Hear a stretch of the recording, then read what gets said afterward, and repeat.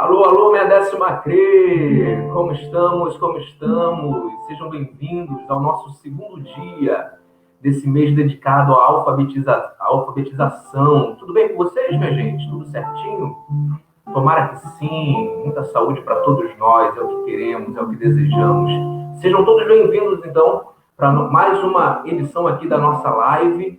Hoje com um convidado super especial, já vamos falar sobre ele, vamos colocar ele aqui para dentro dessa live também, para vocês conhecerem, quem não conhece, é claro. E ontem foi maravilhoso, hein, gente? Muito obrigado pela audiência na nossa live aqui com o Estevão Marques, foi muito bacana, a galera falou muito bem, obrigado mesmo de coração, gente. Vamos lá, vamos iniciar como a gente sempre inicia as nossas tardes de live. Vamos começar com música. E hoje, como vamos falar um pouquinho sobre literatura infantil, contação de histórias. Vamos lá, vamos cantar aqui, ó.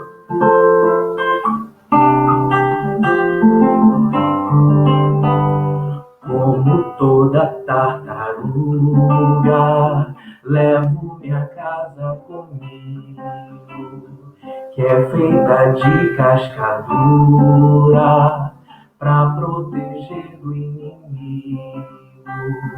E quando um lobo bem bobo vem tonto e aparece e quer me comer, eu entro na cascadura, que é a casa da tartaruga. Dona Tartaruga me deixe entrar, Dona Tartaruga só quero conversar.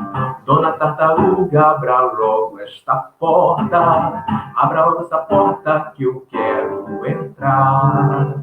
Deixa de ser bobo, seu lobo, cê não me engana, não. Vai embora, seu lobo, cê aqui não entra, não. Deixa de lorota, cê não quer conversar. Deixa de lorota, o lobo quer me jantar. Como toda tartaruga, levo minha casa comigo, que é feita de casca dura, pra proteger do inimigo. Minha gente, começamos assim a nossa tarde. Já vou dar aqui boas-vindas ao pessoal que já está fazendo um comentário aqui pra gente. Deixa eu ver quem está aqui. Deixa eu ver. Cíntia Neves, seja bem-vinda. Quem mais? A galera em peso aqui para nossa live de hoje, com o nosso convidado especial. Alessandra, boa tarde, querida. Boa tarde. Maiara Paixão, Rayane, Raquel Teles, Clícia, Amanda, Eneida, Adete, sejam bem-vindas. Pessoal da Ema Dávila, queridos, sejam bem-vindos. Aline Boaventura, boa tarde. Felipe Camarão, a galera da Felipe Camarão também está presente. Boa tarde. Encanto de Maria, presente. É isso aí, minha gente. André, meu amigo André, boa tarde, meu querido. Flávia Santos, seja bem-vinda. Deise, Fernanda Lana, Cris Araújo, da creche Escola Sossego da Mamãe. Boa tarde para todos. Ariana, boa tarde. Clícia, Lorena, Raquel Teles, seja bem-vinda, querida. Débora Braz, seja bem-vinda. Meu amigo José Francisco da Silva Alves, o Chico, seja bem-vindo, meu amigo. Simone Cunha, pessoal da Inaiá, Vanderlei Carmo, sejam bem-vindos. Aí o CEP Roberto Morena, seja bem-vinda, galera. Creche Municipal Miriam Pires, presente aí também com a gente. Vitória, Wilza. Eu já falei que vocês têm uns nomes chiques. Eu não sei se eu estou falando certo, mas vamos lá. Glória Souza, seja bem-vinda também. Ó, quanta gente já aqui marcando presença na nossa live. Gente, olha, ontem foi incrível e hoje também vai ser incrível.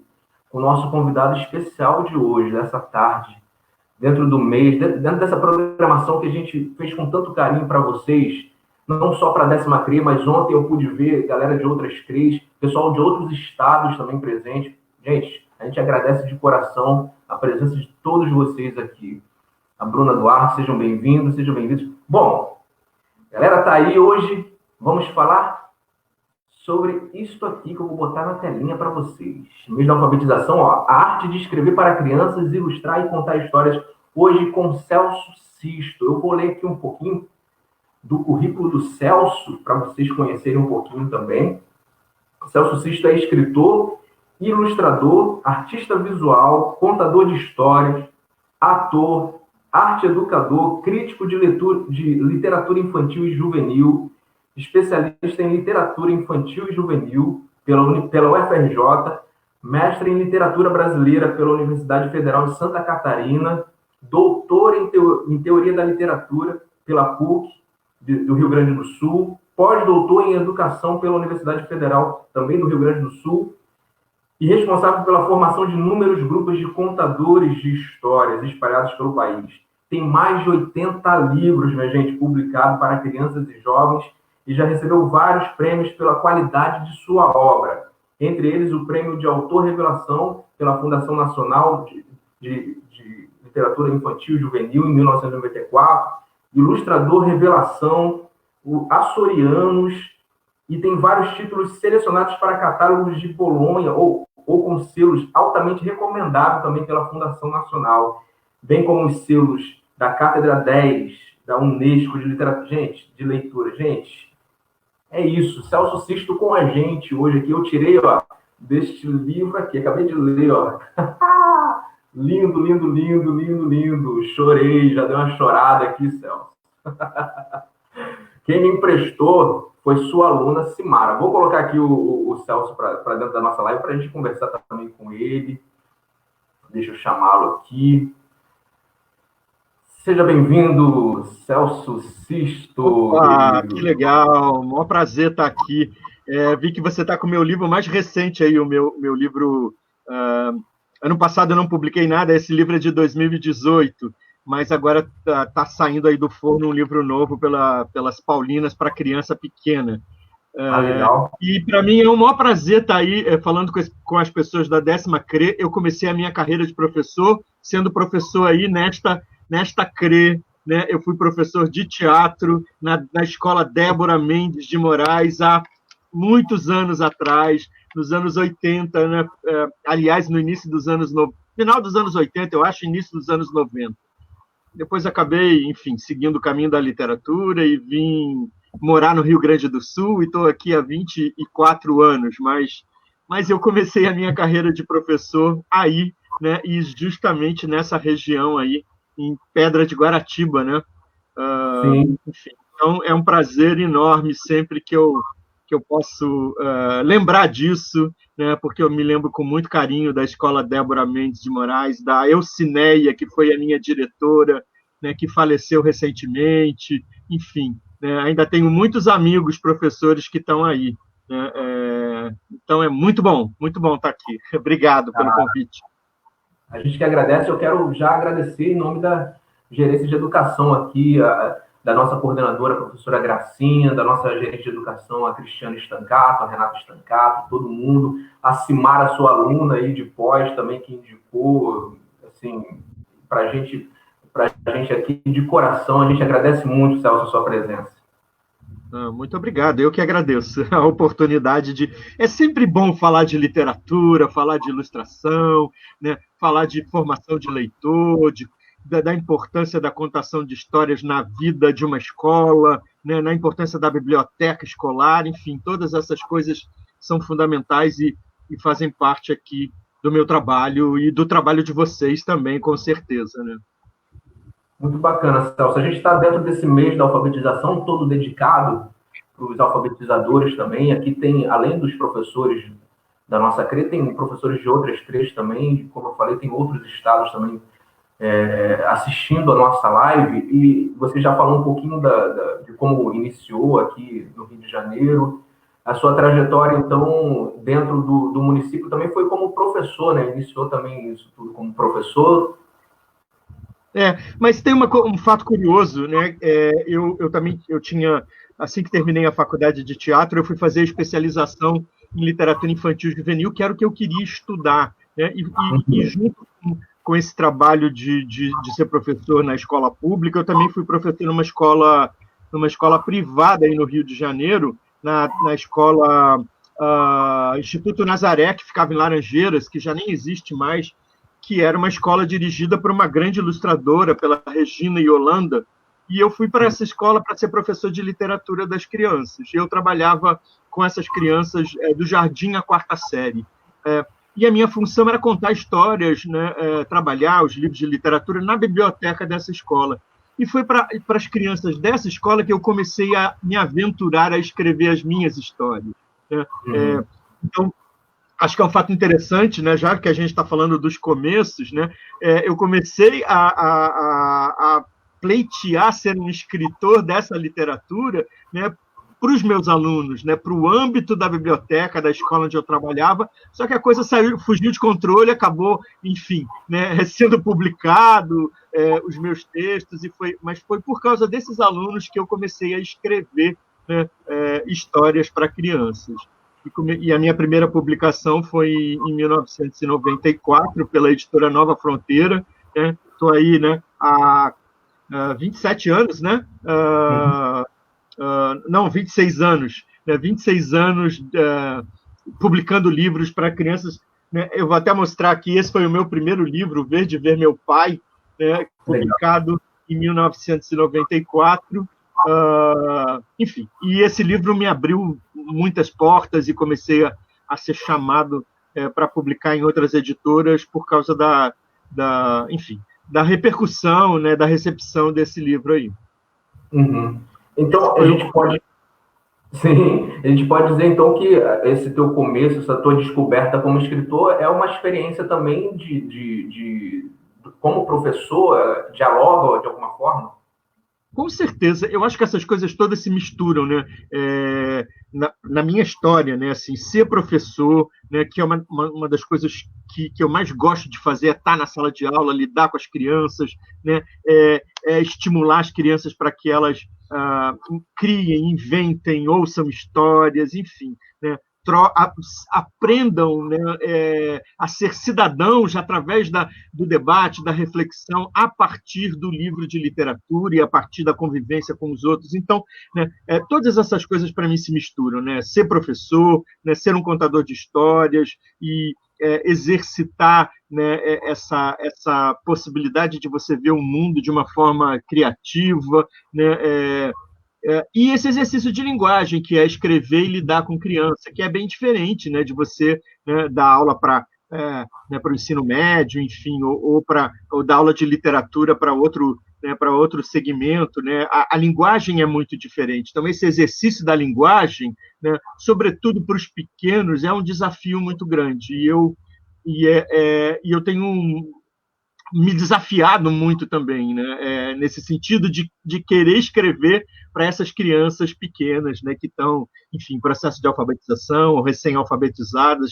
Acho que é muito, muito legal escrever para esse público. Mas os meus livros não são só para esse público, né? Eu tenho livros, em geral, a minha produção maior é para a faixa dos 9 a 12 anos, né? Eu pego muito essa faixa, né?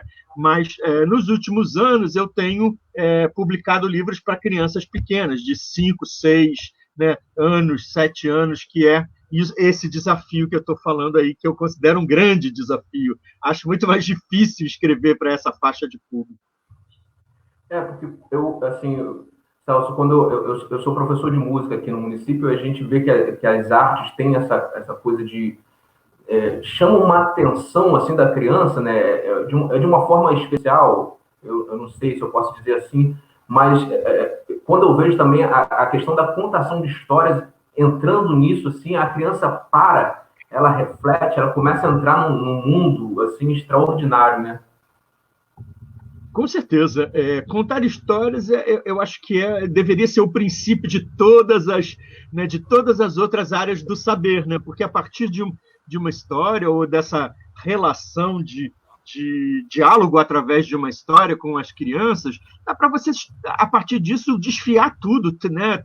Trabalhar, né, matemática. Nessa escola que eu trabalhava, no Instituto Nazaré, não tinha livro didático. O livro era o livro de literatura. Então, eu contava história para as crianças, trabalhava essas histórias com as crianças, e os outros professores faziam todos os seus planejamentos a partir disso. Então, matemática trabalhava em cima da história que eu tinha contado, língua portuguesa a mesma coisa, artes a mesma coisa. Então, esse exercício integrado, interdisciplinar, né, era fundamental, e eu acredito nesse tipo de educação. Eu acho que essa interdisciplinaridade, a partir das artes, das linguagens artísticas, é o fundamento para mim da educação e de uma escola. Eu acredito nessa educação através da arte. Eu acho que ela é a porta para todos os outros saberes. Eu acho isso fundamental. Muito bacana. Embora, né, nos últimos anos, o meu trabalho de professor tenha sido muito para adulto, né?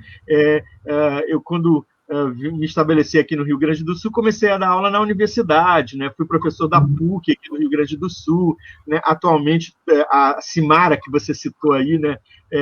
Foi minha aluna aí na pós-graduação da Cândido Mendes, e ainda vai fazer uma outra disciplina comigo, né? Enfim, então eu tenho trabalhado muito nesse âmbito da formação dos professores, né? Mais com adulto agora, mas sempre que posso estou contando histórias para as crianças em feira de livro. Aqui no Rio Grande do Sul tem muitos projetos de leitura nos municípios, né? Então a gente é muito convidado para ir nas escolas contar histórias, né? Os livros são trabalhados antes, as crianças produzem coisas antes, trabalhos de artes, enfim, e a gente vai para conversar com as crianças, e normalmente eu faço muito esse circuito de ir em escola, contar histórias e conversar com as crianças. E em feira de livros, né, o Rio Grande do Sul tem mais de 500 municípios, tem feira de livro em tudo que é município, e a gente circula muito, né, nos municípios, contando histórias também nas feiras de livros e fazendo esse trabalho como escritor nas feiras de livros municipais.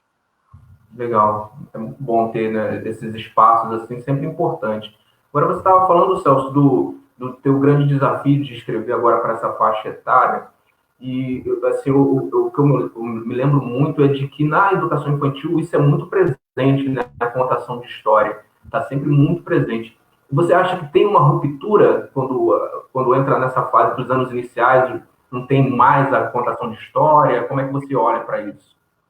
Em alguns lugares tem uma ruptura, né? Eu vejo que tem, assim, né? Por exemplo, aqui, né? E a maior parte dos lugares que eu conheço acham que as crianças precisam ouvir história até a 4ª série, por exemplo. Né? Passou, né, da 5ª série em diante, parece que, né, agora a coisa fica séria, né? Vão ter um monte de disciplina, né? Um monte de professor, não precisa mais desse trabalho de contar histórias. O que eu acho que a ruptura se dá exatamente aí. Né? E o erro está exatamente nisso. Né? Eu acho que contar histórias tem que acompanhar a vida da gente a vida inteira, né? Enfim, a formação, né, dos estudantes a vida inteira. Né? No ensino médio, eles adoram ouvir histórias também. Né? Na universidade, eu sempre comecei as minhas aulas contando histórias, enfim. Né? Essa cultura é exatamente aí que a gente afasta o leitor e cria um fosso, né? Como se a leitura fosse coisa de criança, como se lidar com o livro fosse uma coisa, né, menor, né? Enfim, justo o contrário. Né? A gente tem que entender que esse leitor ele vai mudando de estágio, né? Ele vai passando de um leitor iniciante para um leitor cada vez mais crítico, né, e cada vez mais experiente. Então, é exatamente na continuidade desse trabalho, do ler e contar histórias é que o sujeito vai se formando como leitor, né? Então não tem por que ter essa ruptura, mas ela existe, ela há. De fato, acontece isso mesmo, né? E a gente está, né, tô nesse caminho aí, da leitura, da literatura, há mais de 30 anos, batalhando, tentando convencer, né, as pessoas o tempo todo de que essa ruptura, né, exatamente essa ruptura vai fazer com que a gente perca esses leitores, né? Enfim, né? E não é isso que a gente quer, né? A gente queria ser um país de leitores, né? Não somos.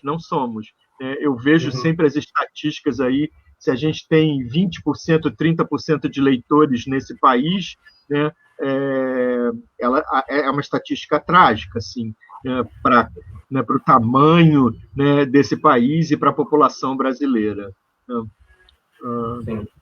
Infelizmente, mas eu acho que tem uma coisa que o contar histórias estabelece com o público, com o leitor, que é uma relação afetiva, né? Quer dizer, o contar histórias vem permeado por essa relação de afeto, né? Física, corporal, né? Quer dizer, de entrega de quem está contando, é corporal, né? O olho fala, né? Tudo, né?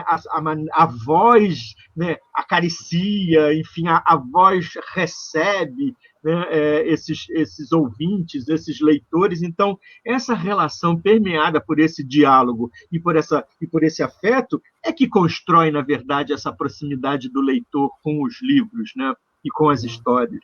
Enfim, eu acredito nisso e tenho apostado nisso a vida inteira. Sim. Vou seguir aqui o nosso roteirinho. Vai lá. Eu fui para outro. Enquanto isso, eu vou tomar um gole do meu chá, tá bom? Fica à vontade.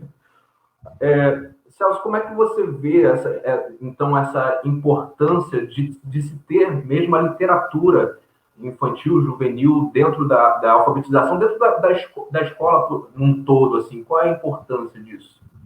Então, a importância é exatamente em torno dessas coisas que a gente já falou. Eu acho que o núcleo de uma escola deveria ser a literatura, deveria ser o ponto de partida para todas as outras áreas do conhecimento, né? E não só a literatura, mas as linguagens artísticas como um todo. Eu acho que, né, fazer com que as crianças, né, se relacionem com o mundo através do lúdico, sobretudo, né, e através, né, do exercício de criação, do exercício criativo, é fundamental para a gente criar, né, cidadãos e sujeitos que saibam, né, resolver as coisas, que sejam criativos, né, no seu cotidiano, na sua relação com o seu trabalho futuro, enfim, né, que possam trazer, né, também descobertas e investimentos que possam ser úteis ao nosso mundo, né? À comunidade em que a gente vive, né? Por que a gente trabalha? Não é só para sobreviver, é para poder socializar as coisas, é para poder construir um mundo melhor. Né? Eu sempre pensei nisso, né? A minha profissão tem que beneficiar, né, o meu entorno, o lugar onde eu vivo, né, as pessoas com quem eu convivo. Então, é um exercício de doação, né, o trabalho, né? E a escola, né,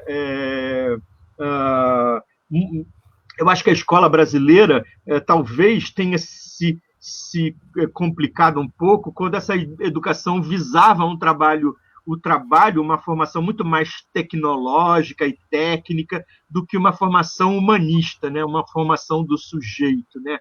E as artes e as linguagens, em geral, dão essa possibilidade para a gente de exercitar o humano, de exercitar as relações, os sentimentos, né, os afetos, né, todas essas coisas, né, todos os outros conceitos que a gente queira, né, de respeito, de ética, né, de convivência comunitária. As linguagens artísticas permitem isso, né? Então, e a gente está tendo a prova mais cabal de tudo isso agora, nesse momento da pandemia. Se não fossem as artes, né, se não fossem essas quantidades de lives de artistas, de contadores de histórias, de atores, né, de músicos, né, as pessoas estariam muito mal, né? E olha que ainda assim tem gente, né, a saúde mental das pessoas está muito complicada e muito comprometida nesse momento histórico desse país. né? Então, e as linguagens artísticas e a arte têm nos ajudado a continuar vivo, né, nesse momento tão crucial, né, não só para o Brasil, mas para o mundo também. Então, é fundamental, né, que a gente invista nessas linguagens na educação. Agora, eu acho que a gente tem hoje uma escola muito a educação da repetição, né? Parece que você é treinado para repetir coisas e não treinado para criar, né? Para ter uma relação criativa, né? Um comportamento de pesquisador, né? Que eu vejo que já há em outras escolas fora do Brasil, né? Quer dizer, acho muito legal algumas experiências que eu já vi na Itália, em outros países, em que não há divisão de faixa etária, que os grupos se agrupam, né, por pesquisa, por interesse, né? Então, esse tipo de funcionamento da educação, eu acho que pode ser uma alternativa super boa para o futuro. Mas a gente, não sei se a gente não saiu ainda, né, das coisas, dos problemas básicos da escola brasileira, né? Eu adoraria ver um outro tipo de escola, que não fosse essa escola da repetição, né, essa escola com esse sistema de aprovação, esse sistema de valoração ou de nota para os alunos, enfim, acho que tem muita coisa para se pensar na educação brasileira. Mas as artes são fundamentais, né? E parece que cada vez, né, sempre que se pensa em reforma na educação, tiram, né, a quantidade de aula de artes, ou de literatura, ou de língua portuguesa. A carga horária sempre diminuindo. Então, como é que a gente pode querer uma escola de alto nível nesse país, né? É incrível. A gente está falando aí das artes em geral, mas quando eu trabalhei aí na escola municipal, eu achava um luxo a gente ter na escola. Tinha na minha escola 2 professores de artes cênicas, eu e uma outra professora, né? 2 professores de músicas e 2 professores de artes plásticas, né? Tinham 6 professores de artes na escola, né? Ou seja, todas as linguagens eram contempladas, o que a gente não vê nos outros lugares, né? Quando tem música, não tem teatro, não tem, né? E agora ainda tem a dança também, que é bastante presente nas escolas, né? Então, você não tem, é raro, né, pelo país afora, você ter professores de todas as linguagens artísticas nas escolas públicas, né? Enfim, não sei se o Rio de Janeiro ainda mantém isso aí nas escolas públicas, mas eu achava um luxo, né, nos anos 90 a gente ter professores de todas essas linguagens nas escolas municipais. Sim, o Celso estava falando da escola, assim, eu sempre escuto da nossa gerente de educação aqui, que a escola é a referência da sua comunidade, né? As pessoas vão até a escola para ter informação, os alunos têm a escola como referência, e eu vi uma live sua falando sobre cultura popular, que eu achei incrível isso, de estar relacionado, e às vezes a gente vai buscar coisas assim, fora, e a gente tem a coisa, né? Tem ali nas nossas mãos, né? Como é que você olha também para isso? Não, cultura popular é fundamental, né? Nesses lugares onde estão inseridas as escolas, né? É fundamental que esse seja o primeiro livro, né, da escola, né? As histórias orais, né? As avós, né? As famílias têm histórias para contar, ou seja, esse saber que é oral, né? E que muitas vezes é desvalorizado por esse mundo acadêmico, né? Por essa cultura da escrita, a gente precisa desse saber, e esse saber aproxima a comunidade da escola. Então é fundamental que a cultura popular esteja presente na escola o tempo todo, né? Através dos folguedos, das histórias populares, dos contos populares, né?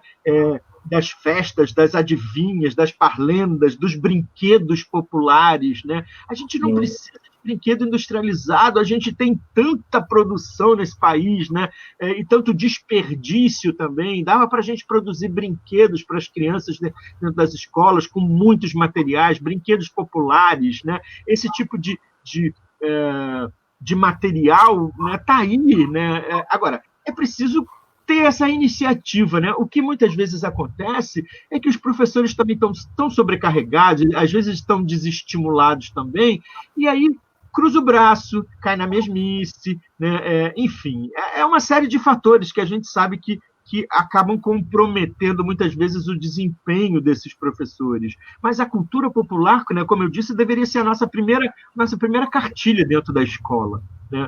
Lidar com essa cultura é fundamental, inclusive para reconhecer a nossa brasilidade. Né? Uhum.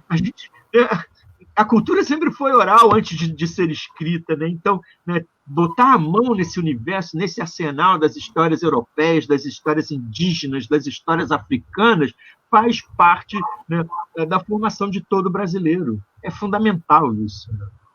Sim, sim.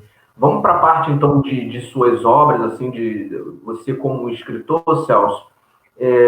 As suas histórias dialogam com temas contemporâneos? Como é que você também enxerga isso hoje, assim, quando vai escrever, né? Quando vai criar?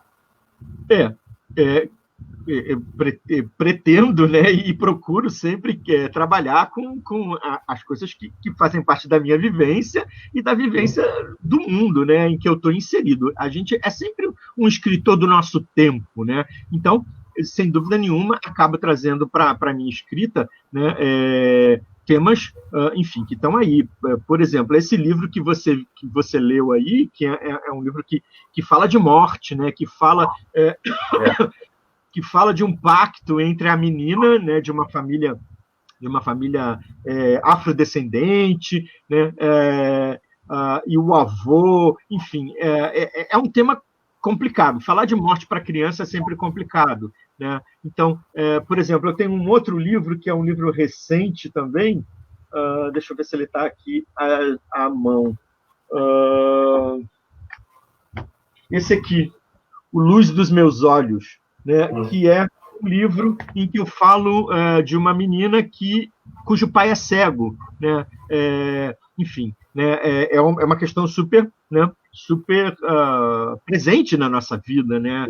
E, na verdade, todas essas histórias acabam tendo muito, né, uma participação meio autobiográfica, né?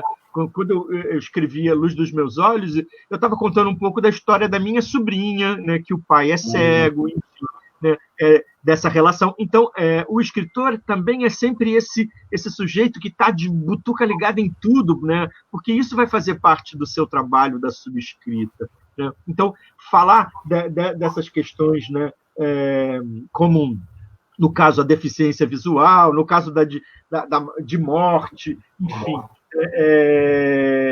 as relações, os meus temas quase sempre são muito ligados já às relações familiares, né? Os personagens quase sempre, né, transitam em torno desses personagens da família. Então, né, por exemplo, me lembrei agora desse livro aqui que se chama O Vestido, que é a história de um vestido de noiva, né, que era da avó, e a avó tinha falecido e as netas estavam disputando esse vestido de noiva, né?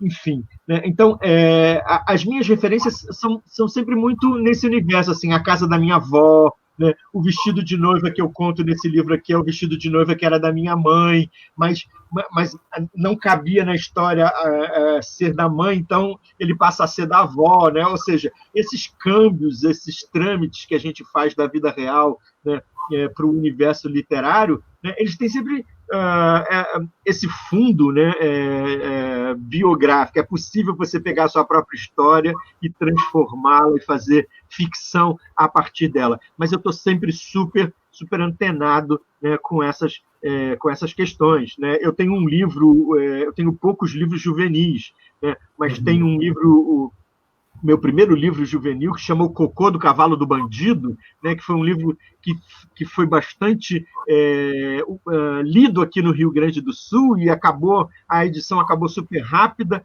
e acabou que a editora acabou fechando. Depois a gente não fez uma outra edição desse livro, e esse livro está parado até hoje.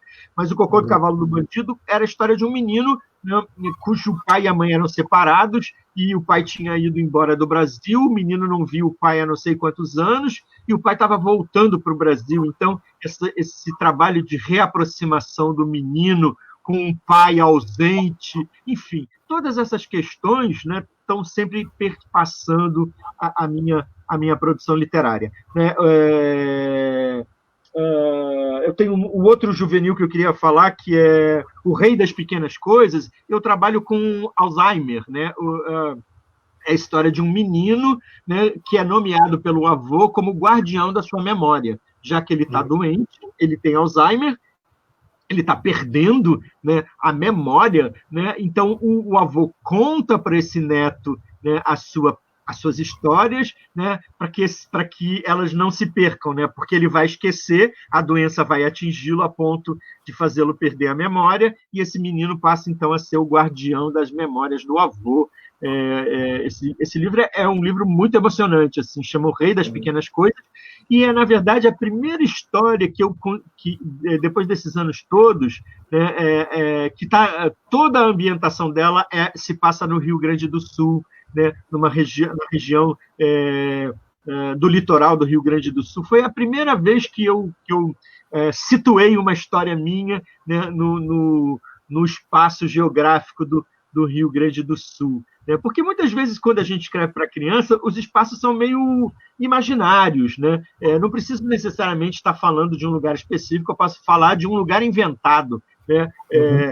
Mas no Rei das Pequenas Coisas, eu trabalho com essa geografia aqui do litoral do Rio Grande do Sul. Então, esses temas, né, você viu, Alzheimer, né, morte, separação, a vida de uma pessoa que é um deficiente visual, né, a situação, né, de uma família negra em relação às convivências do seu entorno, enfim, todas essas coisas estão sempre entrando na minha produção. Acho fundamental. Eu sou um escritor do meu tempo, né?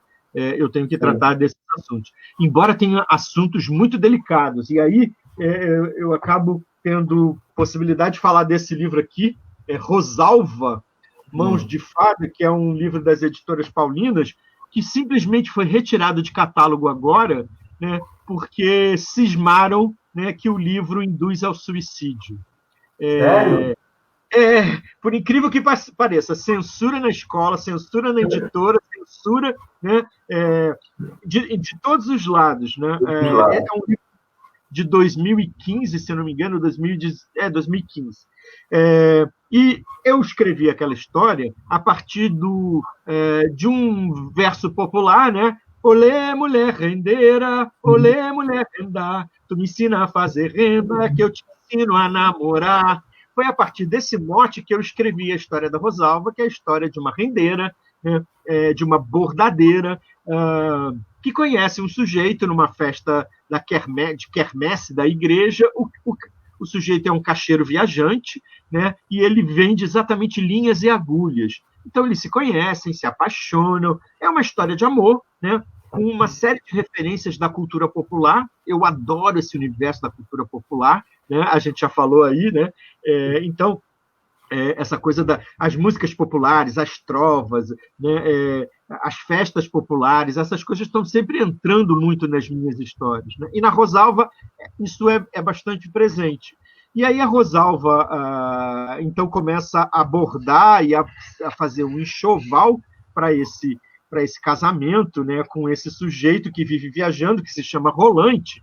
Mas, enfim, eu não quero dar spoiler, né, da história, porque senão a história perde a graça. Mas, no final da história, a Rosalva se desfaz, né, tudo que ela tinha construído para o enxoval, ela vai desmanchando as coisas e ela entra no mar, vestida de noiva, né, e depois só encontram o véu dela boiando.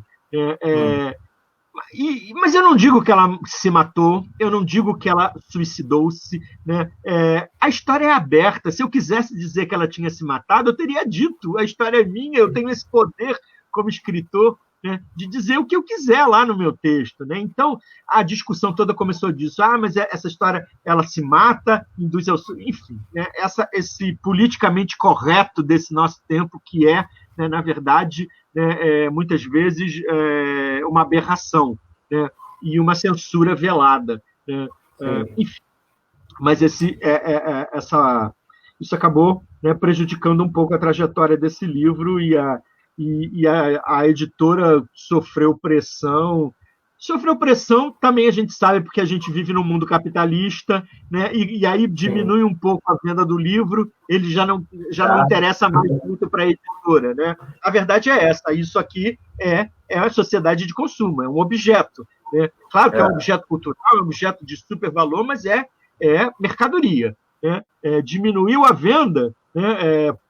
E está ainda rotulado desse jeito, a editora, né, abre mão, né? E foi o que aconteceu. Fiquei Sim. furioso, claro, porque eu acho que era uma oportunidade da gente discutir essas coisas, né? E não de tampar o sol com a peneira, né? Uhum, verdade.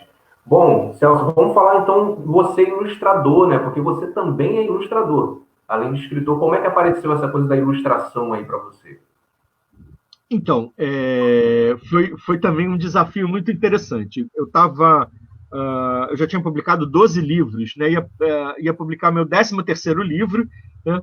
E a editora da Nova Fronteira, né? A Lúcia Jurema, que também era uma editora maravilhosa, mas que já passou para o andar de cima, infelizmente, né? Ela vivia me dizendo, né? Ela era muito minha amiga, e vivia me dizendo que era muito comum nessa nossa área da literatura infantil, os ilustradores virarem escritores, né? Começavam ilustrando livros de outras pessoas, daqui a pouco eles estavam escrevendo as suas próprias histórias e ilustrando seus próprios livros. Que isso tinha se tornado uma prática comum, né? E que o contrário era muito difícil, quase impossível de acontecer. Um escritor virar um ilustrador, né? E ela vivia me buzinando isso, né, nas ideias, né? E eu disse, eu vou provar para você que não é tão difícil assim, né? Eu já tinha essa ligação com as artes, com o desenho, fui um jovem, né, estudei pintura na minha adolescência, né, Uhum. desenhava o tempo todo, né? Então eu acabei assumindo esse desafio, né? E fui, fiz a proposta, né, para um editor de eu ilustrar o meu próprio livro, esse que foi o meu 13º livro, que se chama Francisco Gabiroba Tabajara Tupã, que hoje é da editora Letria, mas foi publicado primeiro pela EDC, que é uma editora aí do Rio de Janeiro. E aí foi através dessa provocação da Lúcia Jurema que eu comecei a ilustrar. Esse livro, logo de cara, foi indicado para o Prêmio Jabuti, ficou entre os 10 finalistas do Jabuti naquele ano, isso foi em 99, e naquele ano eu recebi o prêmio de ilustrador revelação da literatura infantil pela Fundação Nacional do Livro Infantil e Juvenil. E aí isso foi um estímulo grande para mim e continuei levando esse trabalho de ilustrador paralelamente ao meu trabalho de escritor. Mas eu não ilustrei daí para frente todos os meus livros, né? Hoje são 86 livros. Eu devo ter ilustrado 13, acho que uns 13 livros dessa minha produção, né? Porque eu sou um ilustrador muito artesanal, muito demorado, né? Eu ainda não incorporei essa linguagem digital no meu trabalho de ilustração, né, de desenhar uma mesa digital e colorir com o computador. Eu não faço isso. Então, o meu trabalho é todo em papel, né? Eu trabalho com acrílica, aquarela, é um processo de pincel, de tinta, né, que tem que esperar secar, esse tipo de coisa. Então, eu me considero um ilustrador muito demorado, muito artesanal, né? Agora, nesse momento, eu tenho trabalhado, acho que eu tirei daqui, não está mais ao alcance da minha mão, mas estava aqui até ontem. Eu tenho trabalhado ilustração com tecido, né? Então, ao invés de usar papel, né, o meu suporte é tecido. E eu trabalho, né, tecido no tecido, né, cortando, costurando, bordando, né, fazendo aplicação de coisas. Então, eu estou fazendo um livro agora para uma editora do Paraná, de uma escritora aí do Rio, da Marta Lagarta. É um livro de poesia e ele é todo ilustrado com tecido, né? As Legal. ilustrações são. Então, mas é um processo muito lento, muito demorado. É muito complicado, às vezes, né, as pessoas pensam, para você é fácil. Então, é fácil você, sendo o autor do livro, ilustrar o seu próprio livro. Não, eu acho até mais complicado, eu acho que a responsabilidade é muito grande, né, de você transformar em visualidade aquilo que está escrito, né, e que é o seu próprio texto, né? Eu considero um exercício muito complicado, mas eu vou mostrar aqui, eu tenho algumas ilustrações minhas, tem que o meu livro o Esse Kalinda. você ilustrou, né? Você tem o Kalinda. O Kalinda fui eu que ilustrei, né? É um livro premiado, né, pela Cátedra Unesco de Leitura, recebeu o altamente recomendável da Fundação Nacional do Livro Infantil e Juvenil, né? As ilustrações são minhas, né? E eu trabalho com... aqui eu trabalho basicamente com ilustrações muito coloridas, né? Com ilustrações com... Enfim, eu uso acrílica, colagem, canetas, né? Enfim, uma série de materiais. Aquele livro que eu mostrei, o Luz dos Meus Olhos, tem uma ilustração que também foi premiada. Eu participei de um salão de artes aqui, e tem uma ilustração que eu acho que é super bonita nesse livro, que é essa ilustração aqui. Essa ilustração também foi premiada, está num catálogo, né, de exposição daqui, de uma mostra de originais de literatura infantil, que ocorre junto com a Feira do Livro de Porto Alegre, enfim. Né? E tem o meu livro, um dos meus livros mais conhecidos, né, que é o Mãe África, que está em quase todas as escolas do país, né, que foi comprado pelo governo algumas vezes, e que eu também trabalho com ilustrações. As ilustrações também são minhas, e tem uma característica aqui, não sei se é difícil de posicionar isso na câmera, né?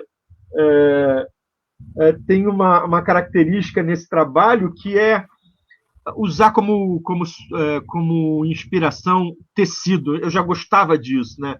Então, aqui no Mãe África, né, que eu trabalho 29 histórias, né, conto, lenda, mito e fábula africana de diversas regiões do continente africano, de diversos países.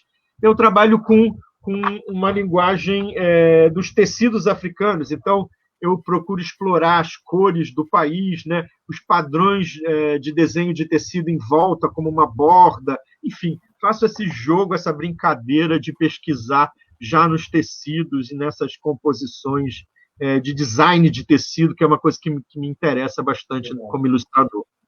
Legal, legal, Celso. A gente está chegando no final, Celso, mas vamos falar um pouquinho da tua oficina de escrita criativa, como é que tem sido isso, e também do seu canal no YouTube. Como que é para você aí estar nas telinhas aí?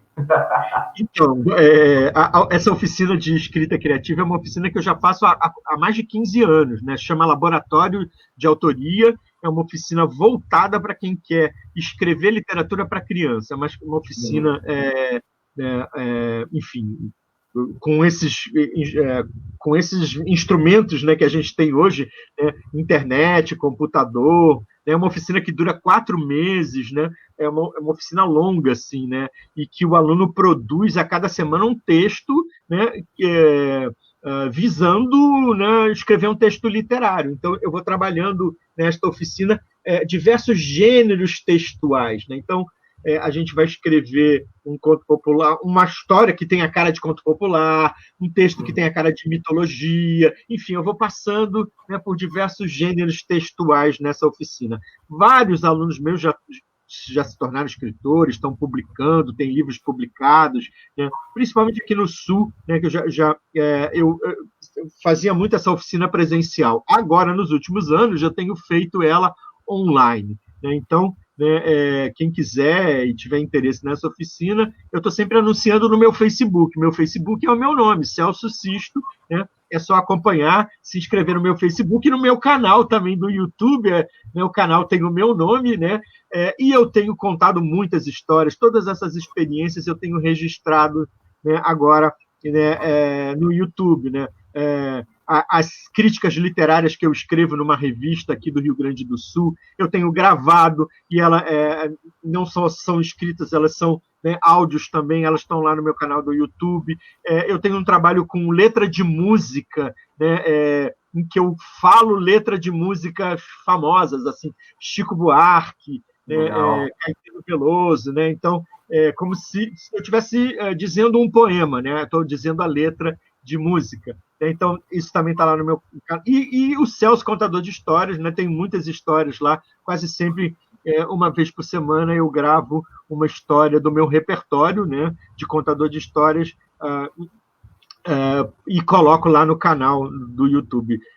Então, por favor, né, quem ficar interessado, quem quiser levar histórias para os seus alunos na escola, né, podem usar as histórias que estão lá no meu canal, podem mostrar para as crianças o Celso contando história. É só se inscrever lá no meu canal, né, e me ajudar a passar dos 1.000 inscritos. Eu tenho 803 seguidores no meu canal, né, que foi ativado agora há uns 2, 3 meses atrás, né?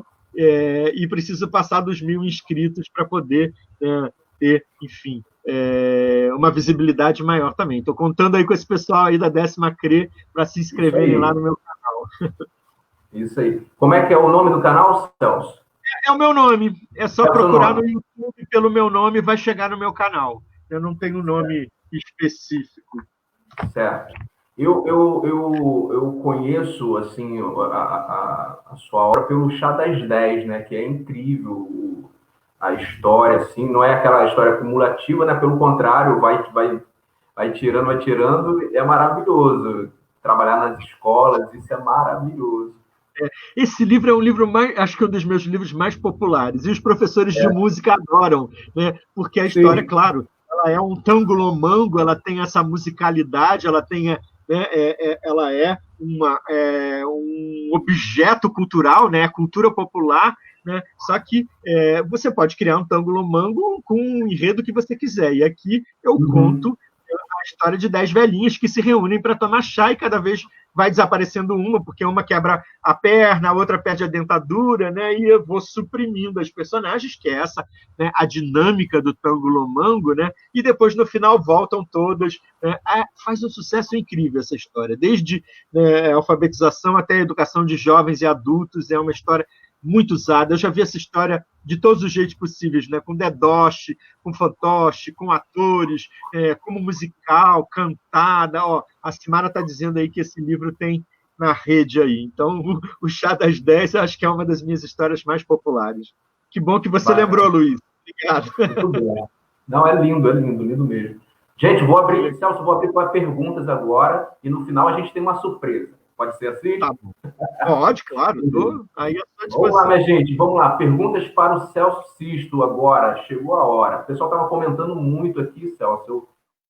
Eu estou subindo aqui para ver alguns comentários, mas as perguntas, por favor, minha gente. Ó, a Débora já botou aqui o seu canal aqui, ó, para gente. Aí, ó. YouTuber Celso Sisto. É esse? Isso.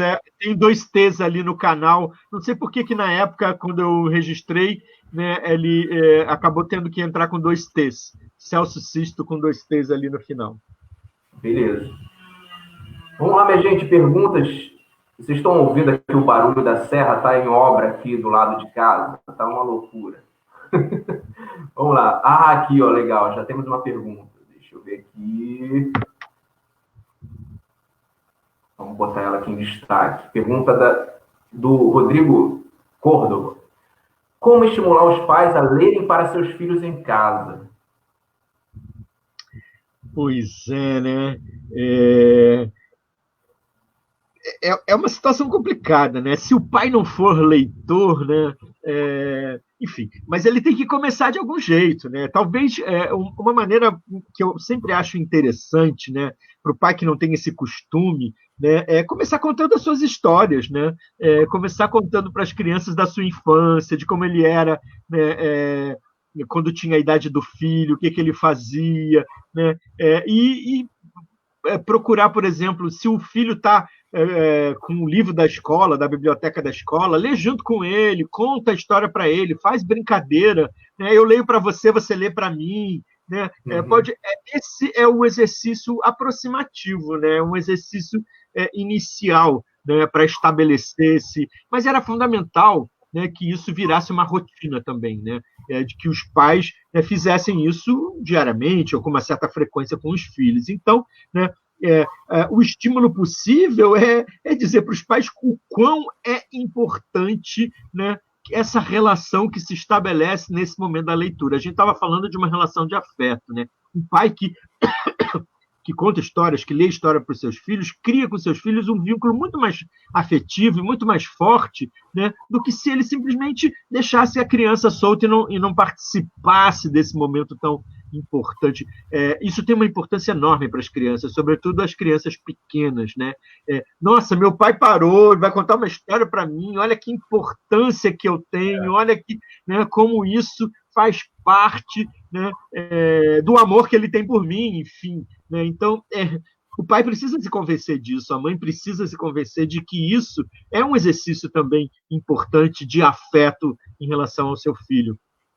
A maneira de começar é essa. Né? Eu já citei 2 exemplos, mas eu acho que, às vezes, brincar com poesia também com as crianças, livro de poesia, escolhe uma poesia por dia para dizer para o filho, para brincar, para propor uma brincadeira, uma tarefa para fazerem juntos, enfim. Né? Acho que isso é uma maneira também de se aproximar, né, desse universo da leitura, da literatura com as crianças. Bacana. Próxima pergunta aqui, Celso. Deixa eu botar aqui para você. Ana Paula Paiva Silva. Você poderia falar uma dica para ser um bom narrador de contos, um contador de histórias? Uma dica. Olha, a primeira dica para ser um bom contador de histórias é ser um bom leitor, né? Você tem que ser um bom leitor para ser um bom narrador, né? Você tem que ter um repertório de leitura, uma bagagem de leitura, né? Se não tem, tem que correr atrás, né? Tem que se tornar um leitor, né? Agora, para mim, o que faz uma história funcionar é a emoção que a história causa em você, primeiramente. Né? Se uma história não me toca, se uma história não mexe comigo, se ela não me afeta, vai ser difícil eu afetar o outro através da história que eu conto. Então, né, a dica é ser um leitor, né, procurar ser um leitor assíduo, né, escolher histórias que mexam com você e que possam, né, porque essa é uma garantia de que essa história vai mexer com o outro, porque a sua emoção vai fluir junto com essa história e vai chegar no outro. Mas é preciso, né, que você esteja atento, né, que o corpo fala também quando se conta história, então é preciso trabalhar o corpo e é preciso trabalhar a voz. Na verdade, esse é um tripé. Texto, corpo, voz é o que faz uma história funcionar. Né? Uma compreensão, né, boa da história que você leu e que você está preparando. Né? É preciso um tempo de preparação, você não aprende uma história hoje para sair contando amanhã. Né? Você tem que trabalhar essa história, enfim, ir penetrando nas camadas, nas superfícies dessa história. Então, texto, corpo e voz. É preciso trabalhar esses elementos para ser um bom contador de histórias. Eu posso cantar, mas só para dar um exemplo, eu posso usar a voz para cantar, para fazer onomatopeia, né, barulho de porta, o miado do gato. Né? Eu posso usar a minha voz para mudar a voz do personagem, lá como lá no Chá das 10, e falar minha netinha, e fazer uma voz de vovó, e a vovó, enfim. Né? Você tem que procurar ampliar esse instrumental que a gente tem na gente, né? O instrumental humano. Né? O seu corpo funcionando, a sua voz funcionando, a sua emoção funcionando. É isso que faz um bom contador de histórias. E escolher boas histórias, né? Porque tem muita porcaria sendo contada aí também, minha gente. Maravilhoso. Olha, outra pergunta direta agora. Ó. Pessoal, vou fazer uma pergunta direta, Celso. Você escreve para o Mac? Não escrevo para o MEC. O que acontece com esses livros nossos, quando entram nas seleções do MEC, é porque o Ministério abre um edital, as editoras se inscrevem nesse edital e tem uma equipe, enfim, né, que seleciona os livros que vão ser comprados por essas compras governamentais, federais ou estaduais. Mas eu não escrevo para o MEC. Se eu fosse contratado do MEC, já pensou? Eu acho que a gente estaria num outro estágio. Olha, pergunta da sua aluna, Simara.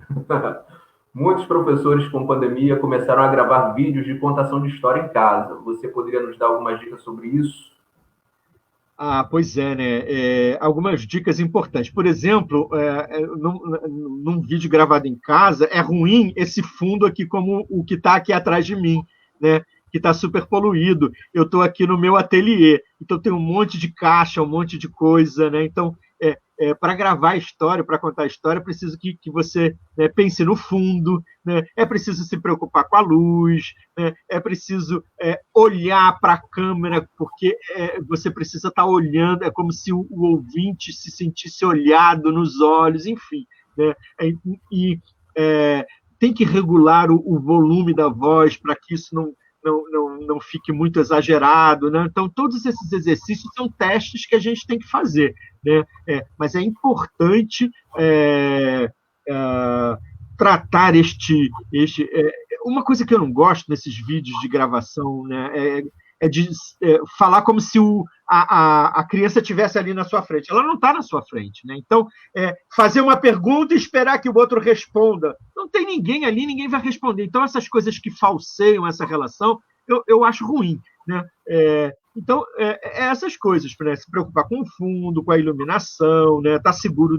Né? Se bem que você pode editar, você pode parar a gravação, né? Repetir aquele pedaço, depois editar. Tem aplicativos de edição que você pode fazer até no celular, mas é fundamental, né, aquilo que eu falei, né? Escolher uma boa história, né? Se preocupar com o ritmo da história é uma coisa importante, principalmente para essas gravações. Né?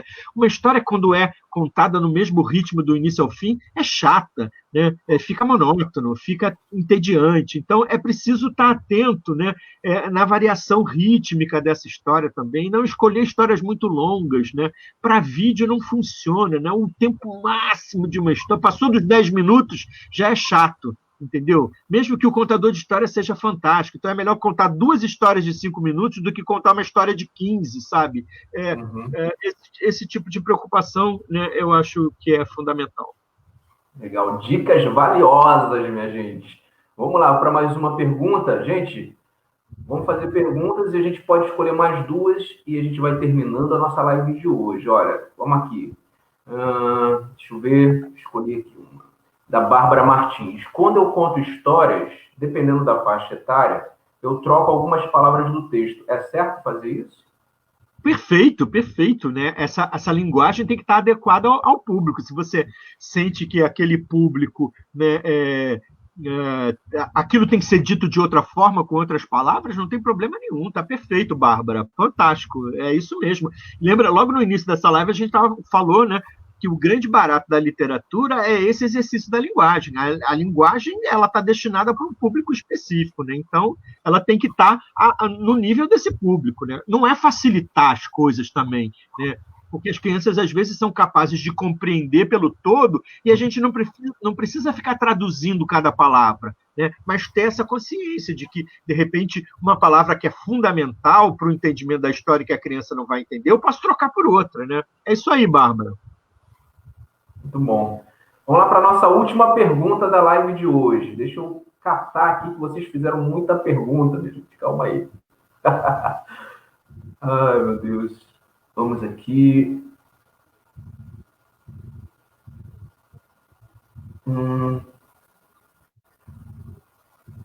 Rapaz, o negócio foi lá para baixo agora. Vou pegar a última pergunta aqui. Vamos subir para eu ver. O pessoal está falando excelentes dicas. Gostei muito das dicas. Amei as dicas. Vamos lá, minha gente. Vamos agora. Legal. Botar em prática, né? Botar em prática. Aqui, da Márcia. Vamos ver se a gente consegue. Márcia, vocês têm um nome chique, gente. Eu não vou nem tentar falar o sobrenome de vocês. Você já falou como devemos contar as histórias, mas concorda que a história deve ser interpretada mais espontânea?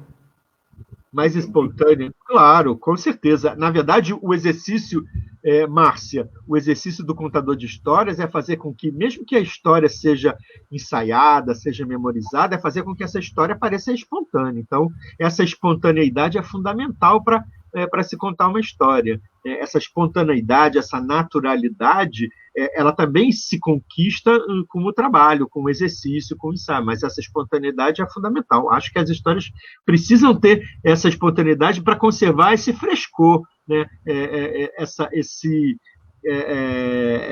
Essa sensação de que a história está surgindo ali naquele momento.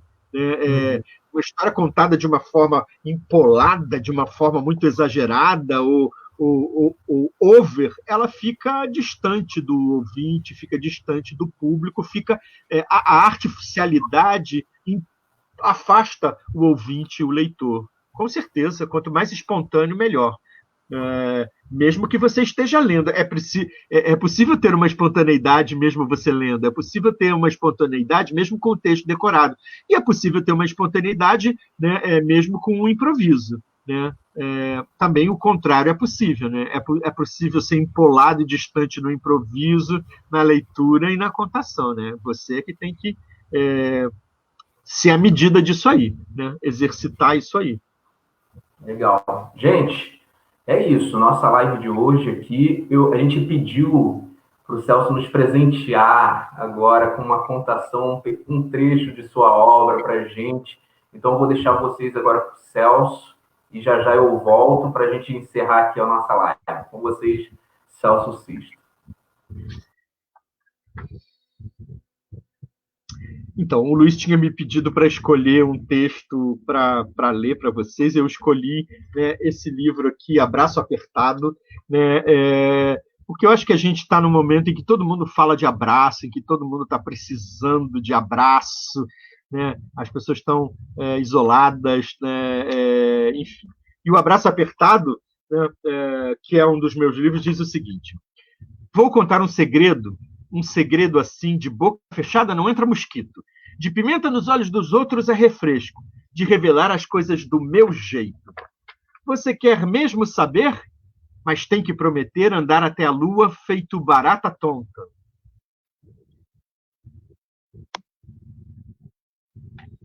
Eu acho que caiu a nossa live.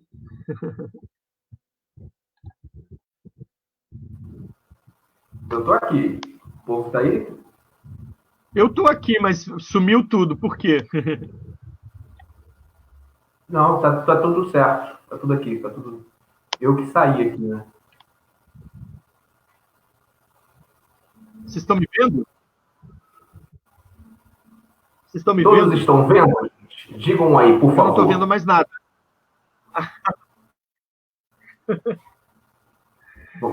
Tá bom. Então, continuando aqui. Você quer mesmo saber, mas tem que prometer andar até a lua feito barata tonta, pular feito estrelas de 5 pontas, cair das nuvens quando alguém desconfiar que onde tem fumaça tem fogo para apagar. Espera aí que eu não estou pronta, não sei se vou dar conta. Não vale dizer depois que avisa que nem feijão com arroz, que vai um e vem dois, e quem avisa amigo pro que der e vier. O segredo é bem grande. Um segredo elefante que eu não sei guardar sozinha. É segredo gigante para menina assim magrinha. Tá preparado? Agora eu vou falar. E quieto, sem pestanejar, que quem cala consente sem reclamar. Sabia que meu pai é carente. Tá sempre precisando de carinho.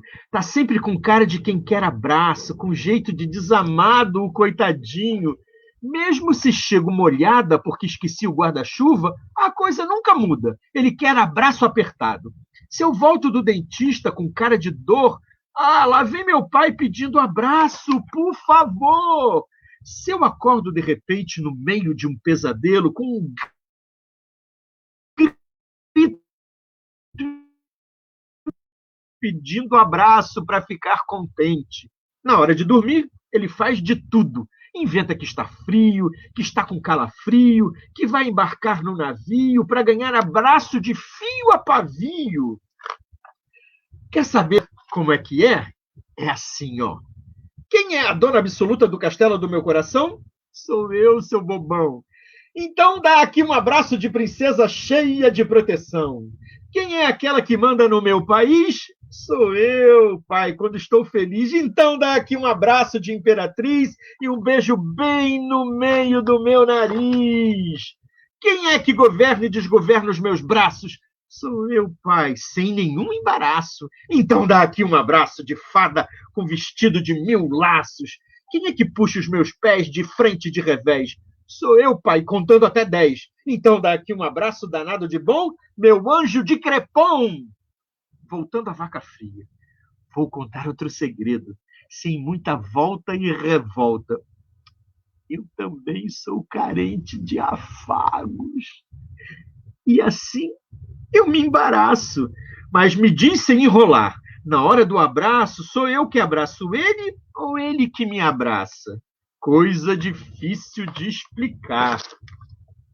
Ah, deixa pra lá. E me dá um abraço que eu desembaraço essa menina que caiu no laço.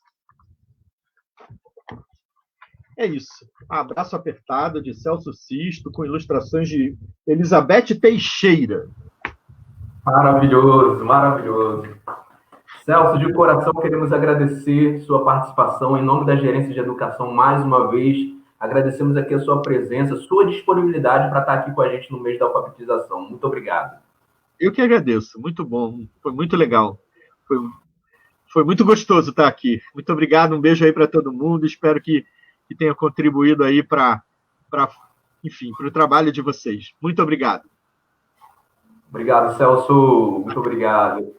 É isso, minha gente. Olha aí, ó, nosso segundo dia do mês da alfabetização. Hoje com o Celso Sisto arrasando. Muito bom, muito bom, muito bom. Adorei. Olha, gente, então temos mais 2 enfocados. Amanhã, só o horário que vai mudar um pouco. Vai ser às 18 horas. Amanhã vamos falar um pouco com o pessoal do PEJA. Eles vão estar falando para a gente um pouco sobre a prática deles na alfabetização também. Então, por favor, gente, amanhã às 18 horas também, na nossa live, por favor, aqui da 10ª CRE. Na sexta-feira, temos um encontro marcado com a Sônia Travassos, também para falar um pouquinho da literatura infantil, de todo o trabalho dela com sala de leitura. Vai ser também imperdível. Então, na sexta-feira, às 2 horas da tarde. Amanhã, 18 horas. Sexta-feira, 2 horas da tarde. Gente, beijos. Até a próxima. Muito obrigado pela presença de todo mundo. Valeu, valeu, valeu.